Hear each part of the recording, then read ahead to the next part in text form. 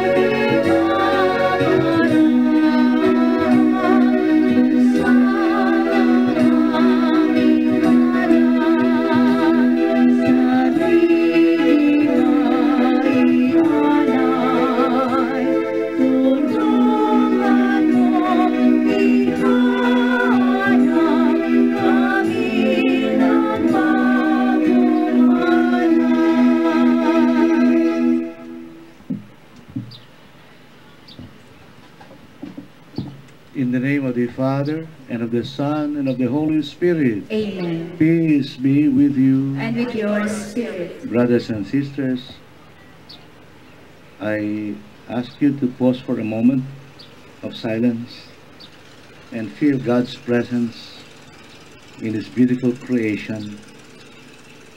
And on this occasion, as we celebrate the cityhood anniversary of Alaminos as a city, and as we are about to declare this site as a pilgrim site with the blessing of the Stations of the Cross, let us also remember that within this week, the Holy Week, we're asked to repent and turn back to God.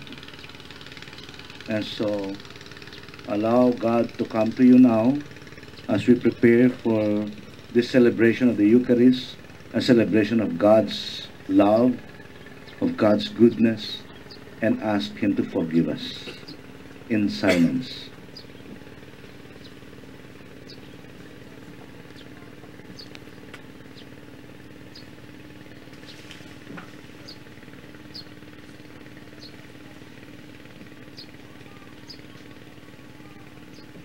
And together, I confess to Almighty God and to you, my brothers and sisters, that I have greatly sinned in my thoughts and in my words, in what I have done and what I have failed to do. Through my fault, through my most grievous fault.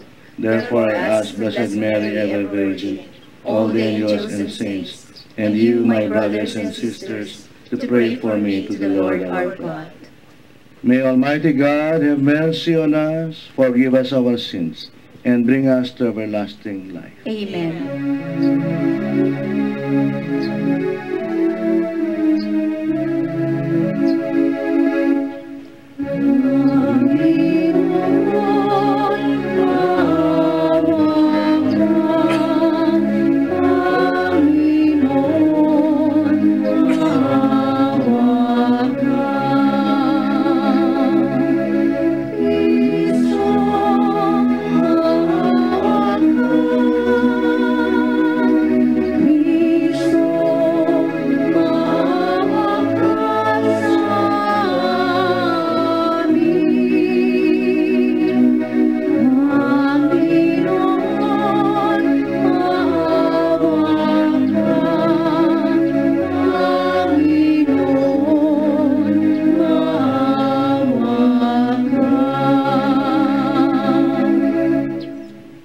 Let us pray.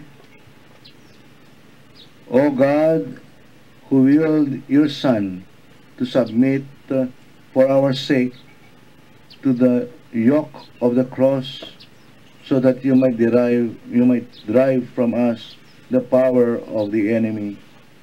grant us, your servants, to attain the grace of the resurrection through our Lord Jesus Christ, your Son, who lives and reigns with you in the unity of the Holy Spirit, one God, forever and ever. Amen. Maupo po tayong lahat.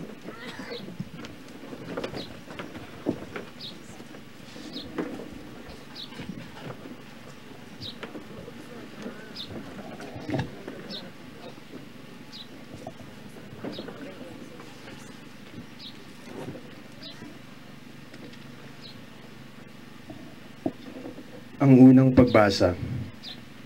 Pagbasa mula sa aklat ni Propeta Isaias. Ang makapangyarihang Panginoon ang nagturo sa akin ng sasabihin ko, para tulungan ang mahihina. Tuwing umagay, nananabik akong malaman kung ano ang ituturo niya sa akin. Binigyan niya ako ng pangunawa. Hindi ako naghimagsik ni tumalikod sa kanya. Hindi ako tumutol nang bugbugin nila ako. Hindi ako kumibo nang ako'y kanilang insultuhin. Pinabayaan ko silang bunutin ng buhok ko't balbas. Gayon din nang lurhan nila ako sa muka. Ang mga pagdustang ginawa nila ay di ko pinapansin, pagkat ang makapangyarihang Panginoon ang tumutulong sa akin. Handa ako magtiis, pagkat aking batid na ang sarili ko'y di mapapahiya. Ang Diyos ay malapit at siya ay magpapatunay na wala akong sala. May manganganghas bang manghahabla sa akin? Magharap kami sa hukuman at ilahad ang kanyang bintang. Ang Panginoon mismo ang magtatanggol sa akin. Ang salita ng Diyos. Salamat sa Diyos.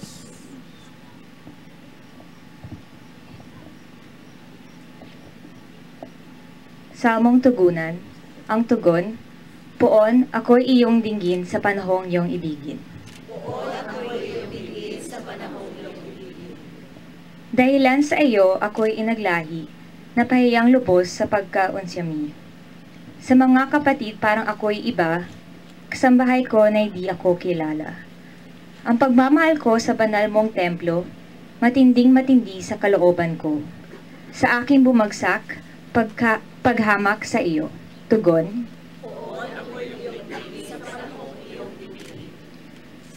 kaya naman ako'y wala nang magawa. Ang inaasahan kong habag ay nawala. Ni walang umaliw sa buhay kong aba. Sa halip na pagkain nang ako'y magutom, ang dulot sa aking mabigsik na lason. Suka at di tubig ang ipinainom. Tugon, pupurihin ang Diyos aking aawitin, dadakilain akat pasasalamatin. Kung makita ito na yung mga dukha, sila ay sasamba sa laki ng tuwa.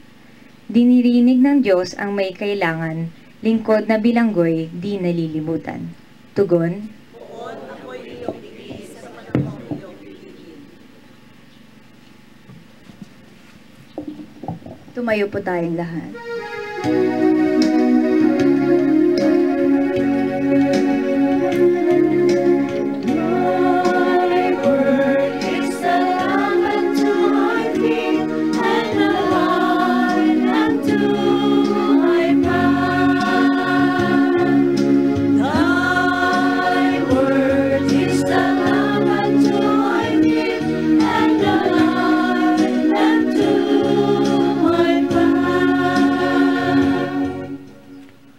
Sumainyo ang Panginoon. At sumaiyo rin. Ang mabuting balita ng Panginoon ayon kay San Mateo. Papuri sa iyo, Panginoon. Si Judas Iscariote sa 12 ay nakipagkita sa mga punong saserdote. Ano po ang ibibigay ninyo sa akin kung tulungan ko kayong madakip si Jesus? Tanong niya. Noon din ay binilangan nila siya ng 30 salaping pilak. Mula noon, humanap na si Judas ng pagkakataon upang may pagkanulo si Jesus. Dumating ang unang araw ng kapiyastahan ng tinapay na walang libadora. Lumapit kay Jesus ang mga alagad at nagtanong, "Saan po ninyo ibig ipaghanda namin kayo ng hapunang Pampaskwa?" Sumagot siya, "Pumunta kayo sa lungsod at hanapin ninyo ang taong ito. sabihin sa kanya ng ganito, na ganito ang pinasasabi ng guro. Malapit na ang aking oras, ako at ang mga alagad ko'y sa bahay mo kakain ng hapunang Pampaskwa. Sinunod ng mga alagad ang inutos ni Jesus at inhanda nila ang hapunang Pampaskwa. Nang gabing yaon, dumulog sa habag si Jesus kasama ang 12 alagad. Samantalang sila'y kumakain, nangusap si Jesus. Sinasabi ko, isa sa inyo ang magkanulo sa akin. Nanlumo ang mga alagad at isa't isa'y nagtanong sa kanya, ako po ba, Panginoon? Sumagot siya, ang kasabay kong sumausaw sa mangkok ay siyang magkakanuno sa akin. Papanaw ang anak ng tao ayon sa nasusulat, ngunit sa aba sa magkakanulo sa akin. Sa kanya, mabuti bang hindi na ipinanganak ang taong iyon. Si Judas na magkakanulo sa kanya ay nagtanong din, Guro, ako po ba? Sumagot si Jesus, ikaw na ang nagsabi. Ang mabuting balita ng Panginoon. Pinupuri ka namin, Panginoong Heso Kristo.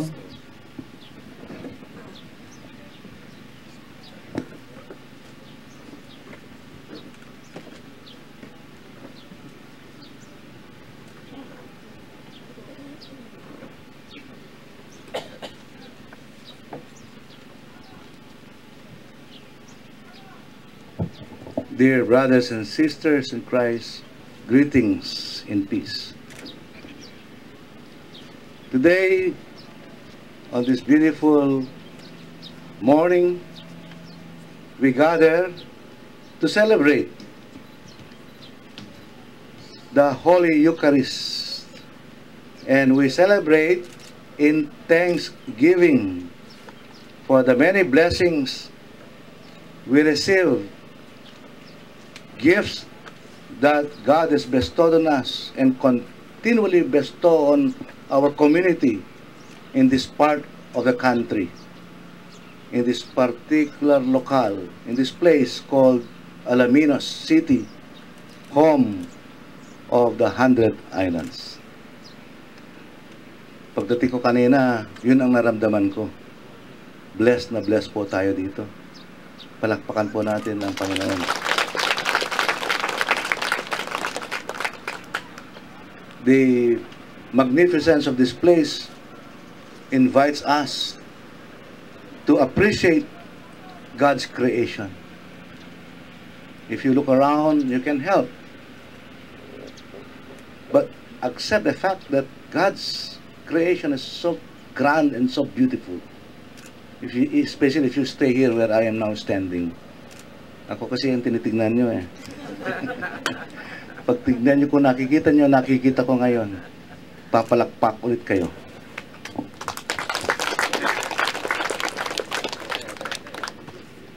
Because this place points to us, first of all, God's loving providence.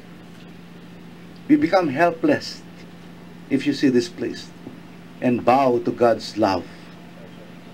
And we are here, and thanks, even if he does not like that I will mention his name, thanks to the good mayor for meticulously attending to this beautification of this place. Palakpakan ulit natin siya.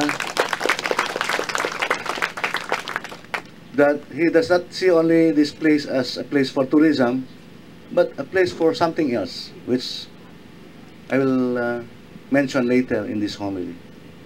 I will not mention now because you might sleep. So wait for that.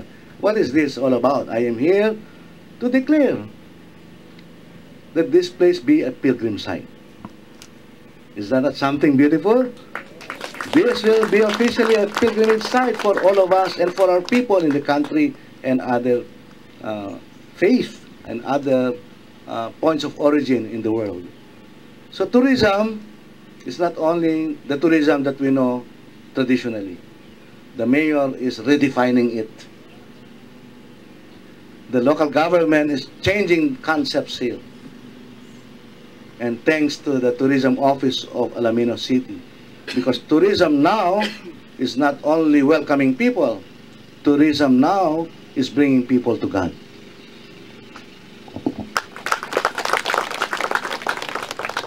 It calls us, therefore, to help and collaborate with our fellow men to make this world a better place to live in. That's a challenge of what the local government is doing. We behold God's creation, therefore we must protect, and therefore we must help each other to make the whole world a good place for people to stay. And so you see how tourism changes. Tourism then, when properly cared, like what the people of Alaminos is doing, and when coming over is rightly organized, as what we have observed, this can make, for us tourists, for us travelers, an opportunity for an encounter with God. It is in this sense that tourism evolves now, and this is what I would like to share, evolves now into a faith experience. It's not just a sightseeing anymore. It starts with that, but it ends with a faith experience.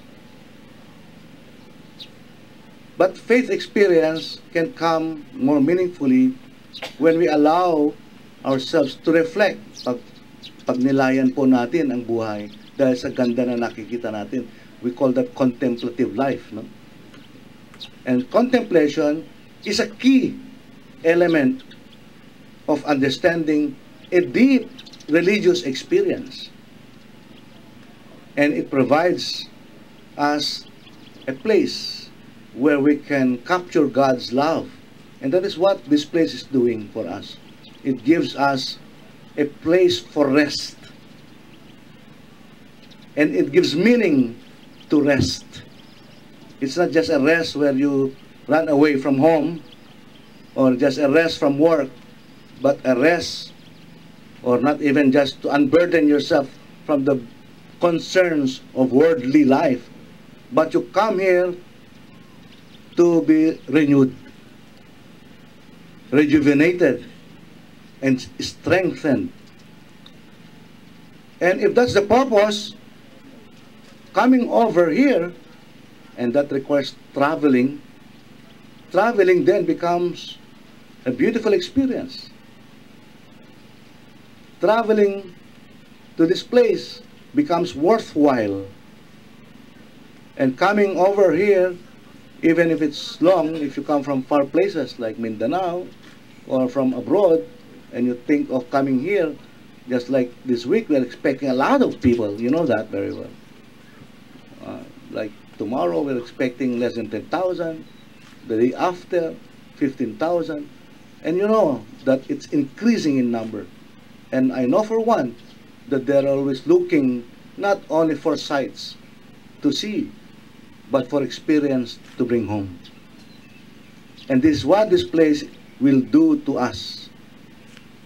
And so when there are places like this that are being developed to cater for travelers and tourists, then tourism becomes for us an opportunity, I repeat, for an encounter with God. In other words, brothers and sisters, when beautiful places are developed to help people in their appreciation of beauty, people will go there.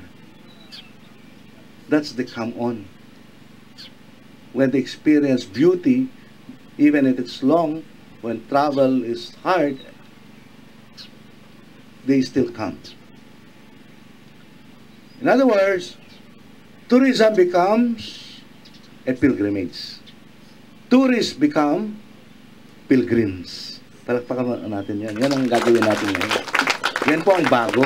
Tourists become pilgrims. Noon, tourist lang.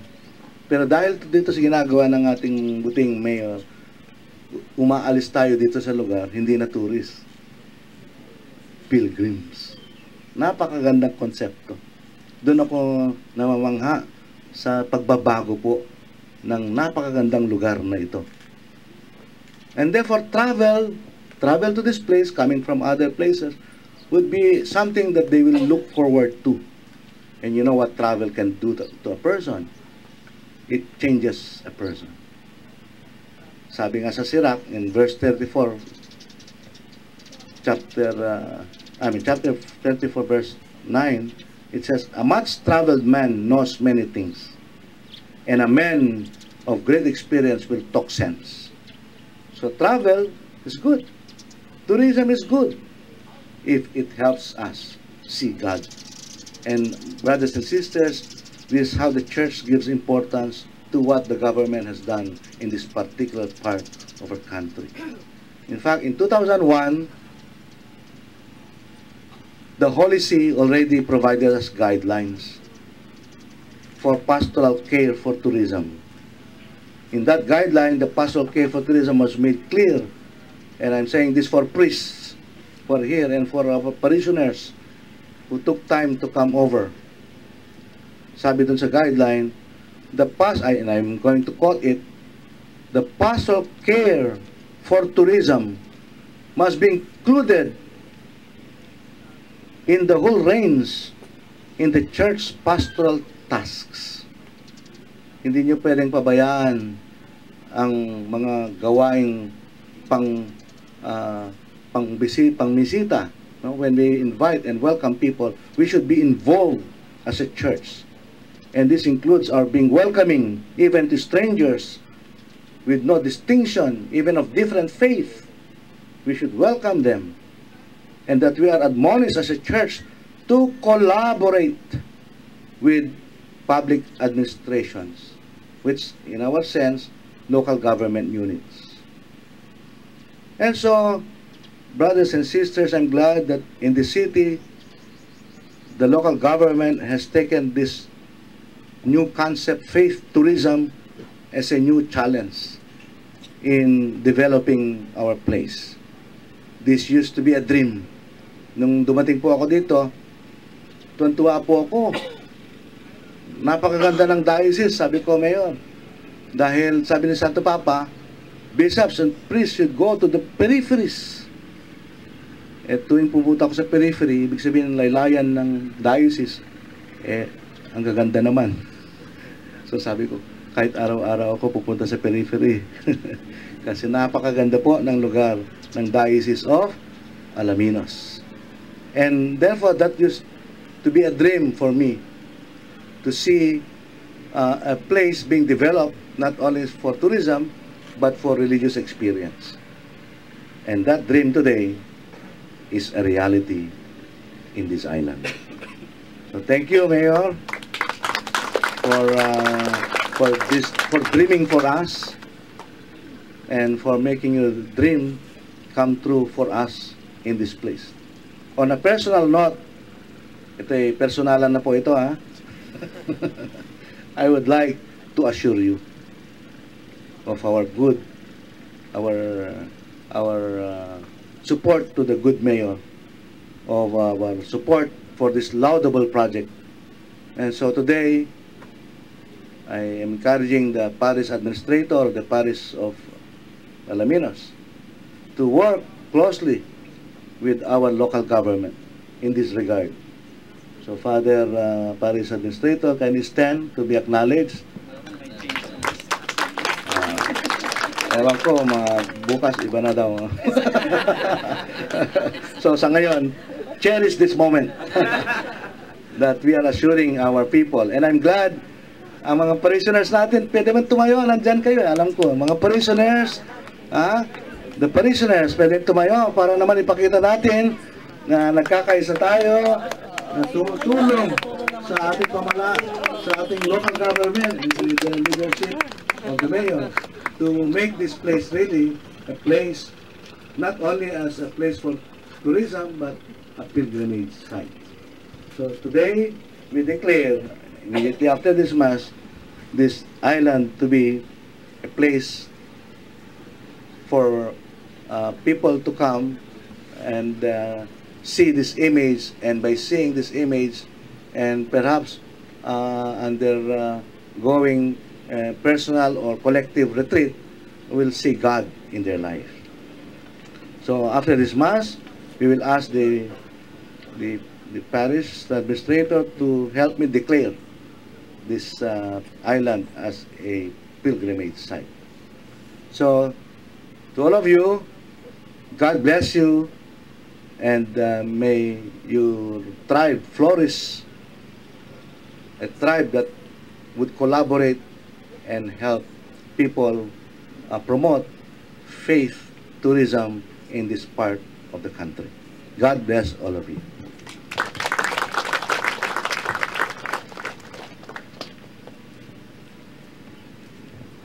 Let us all stand. Habang nalalapit tayo sa Biyernes Santo, taglay ang pagtitiwala sa ating mapagmahal na Diyos. Alalahanin natin ang mapanligtas na gawain ni Kristo na kanyang lingkod. Ang sagot po natin, Ama, basbasan mo kami sa dugo ni Kristo. Ama, basbasan mo kami sa dugo ni Kristo.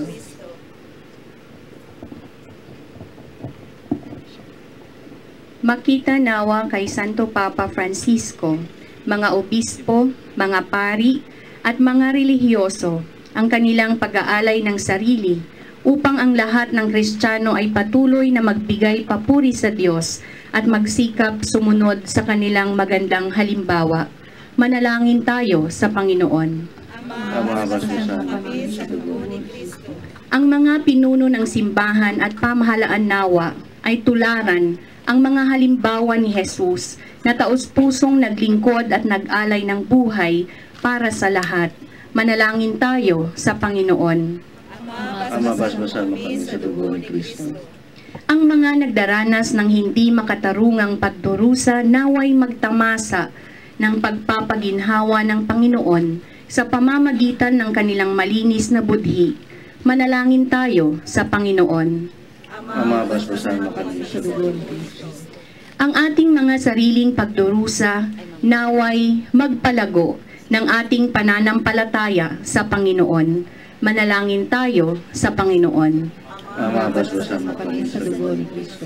Ang mga kasama natin na nagpapaliban ng kanilang pangungumpisal, bunga ng pagmamalaki, takot o katamaran, naway maging bukas ang isip sa pangangailangan ng kapatawaran ng Diyos. Manalangin tayo sa Panginoon. Ama, basbasan mo kami sa dugo ni Kristo. Ang mga may sakit at lahat ng nagdurusa, naway makaranas ng nakakapagpagaling na presensya ni Kristo. Manalangin tayo sa Panginoon. Ama, basbasan mo kami sa dugo ni Kristo. Ang mga namayapa, naway makabahagi sa muling pagkabuhay ni Kristo. Manalangin tayo sa Panginoon. Ama, basbasan mo kami sa dugo ni Kristo. Panginoong Diyos, ibinigay mo sa amin ang halimbawa ng iyong anak upang ipakita sa amin kung paano mabuhay at mamatay. Nawa ay pagkalooban mo kami ng pananampalatayang kailangan namin upang makasunod sa Kanya. Hinihiling namin ito sa pamamagitan ni Kristo na aming Panginoon. Amen. Maupo po tayong lahat para po sa pag-aalay.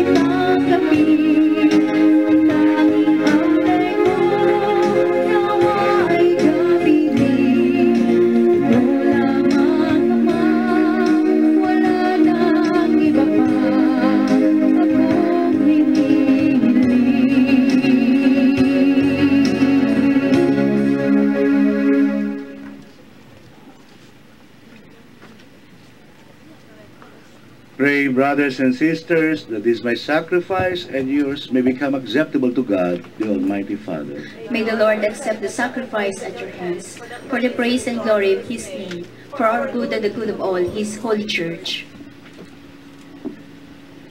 Receive, O Lord, we pray, the offerings made here, and graciously grant that celebrating your Son's passion and mystery, we may experience the grace of its effects through Christ our Lord. Amen. The Lord be with you. And with your spirit, Lift up your hearts. we lift them up to the Lord. Let us give thanks to the Lord our God. It is right and just. It is truly right and just, our duty and our salvation, always and everywhere to give you thanks, Lord, Holy Father, Almighty and eternal God, through Christ our Lord. For the days of his saving passion and glorious resurrection are approaching, by which the pride of the ancient foe is vanquished, and the mystery of redemption is in Christ is celebrated. Through him the host of angels adores your majesty, and rejoices in your presence forever. May our voices, we pray, join with theirs in one chorus of exultant praise as we acclaim.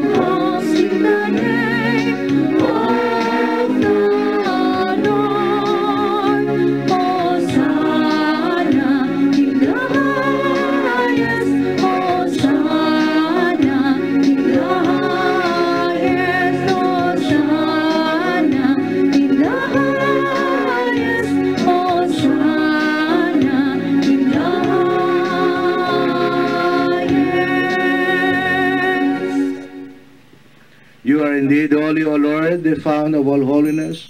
Make holy, therefore, these gifts, we pray, by sending down your Spirit upon them like the dewfall, so that they may become for us the body and blood of our Lord Jesus Christ. At the time he was betrayed and entered willingly to his passion, he took bread and giving thanks broke it and gave it to his disciples, saying, "Take this, all of you, and eat of it, for this is my body, which will be given up for you."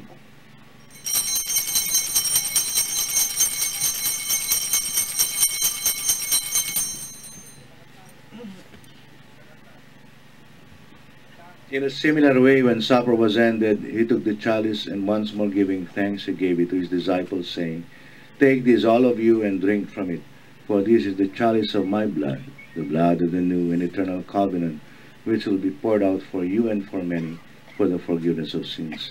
Do this in memory of me."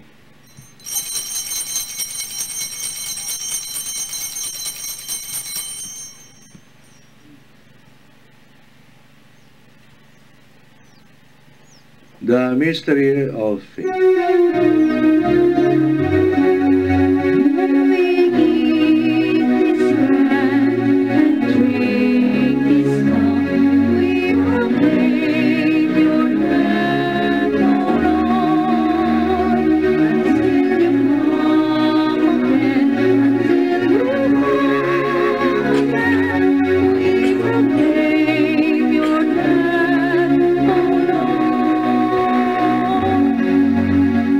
Therefore, as we celebrate the memorial of his death and resurrection, we offer you, Lord, the bread of life and the chalice of salvation, giving thanks that you have held us worthy to be in your presence and minister to you. Humbly we pray that partaking of the body and blood of Christ, we may be gathered into one by the Holy Spirit. Remember, Lord, your church is spread throughout the world, and bring her to the fullness of charity, together with Francis our Pope, and Ricardo our Bishop, and all the clergy. Remember also our brothers and sisters who have fallen asleep in the hope of the resurrection, and all who have died in your mercy. Welcome them into the light of your face. Have mercy on us all, we pray. With the Blessed Virgin Mary, Mother of God, with Blessed Joseph, her most chaste spouse, with the blessed apostles and all the saints who have pleased you throughout the ages, we may merit to be co-heirs to eternal life, and we praise and glorify you through your Son, Jesus Christ.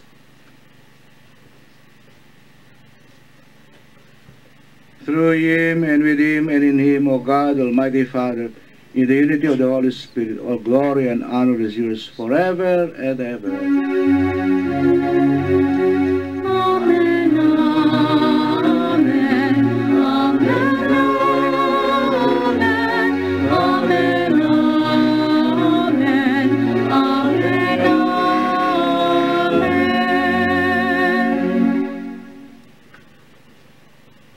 At the Savior's command, formed by divine teaching, we dare to say.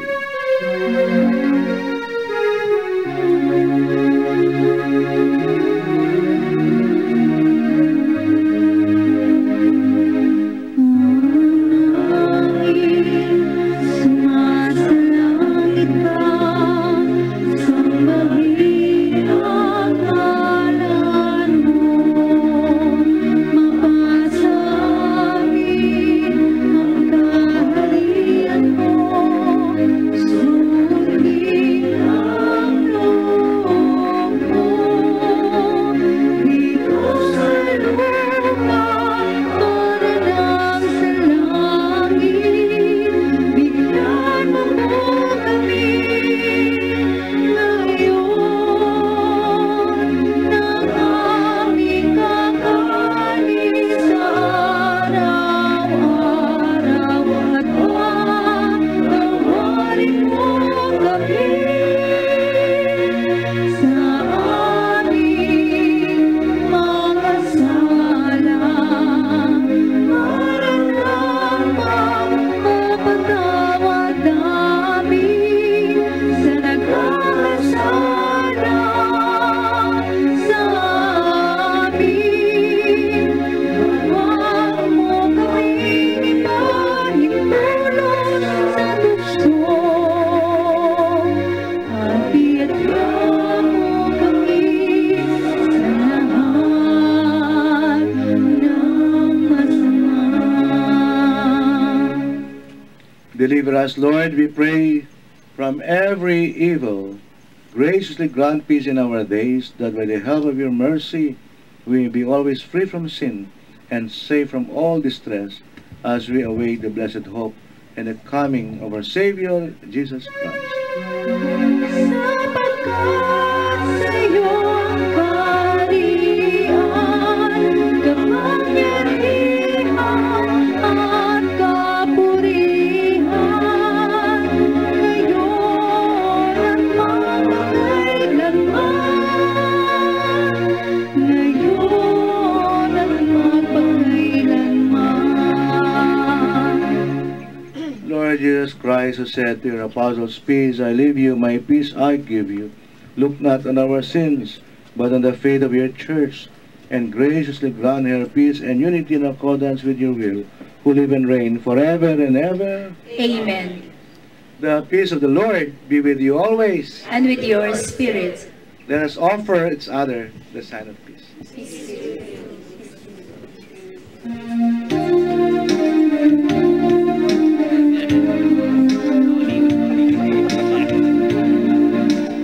Meron Diyos na nag-alis ng mga kasalanan ng mundo.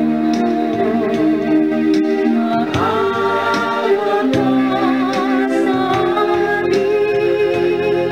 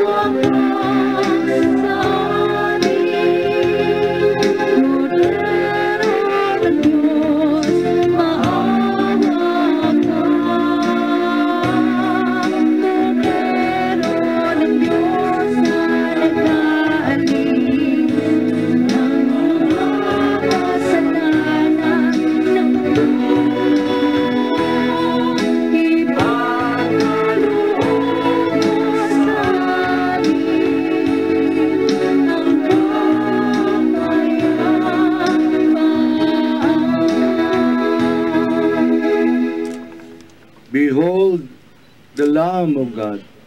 Behold him who takes away the sins of the world. Blessed are those called to the supper of the Lamb.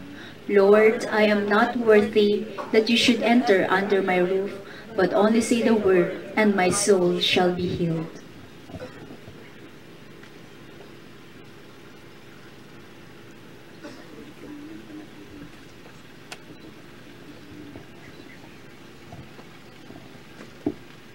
Para po sa Holy Communion, manatili na lang po tayong nakaupo sa ating mga lugar at lalapitan na lang po tayo ng ating mga mahal na pare.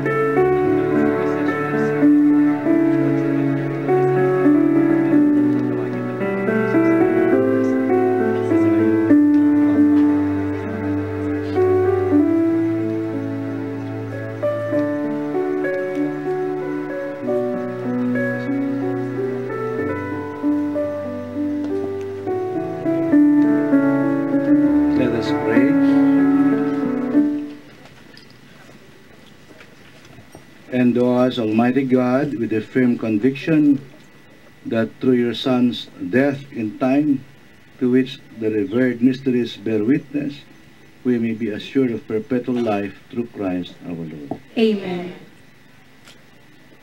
The Lord be with you. And with your spirit.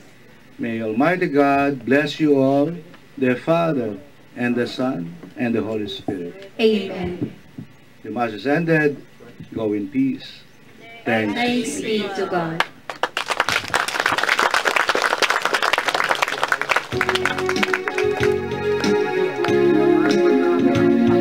Let us join in singing our processional song.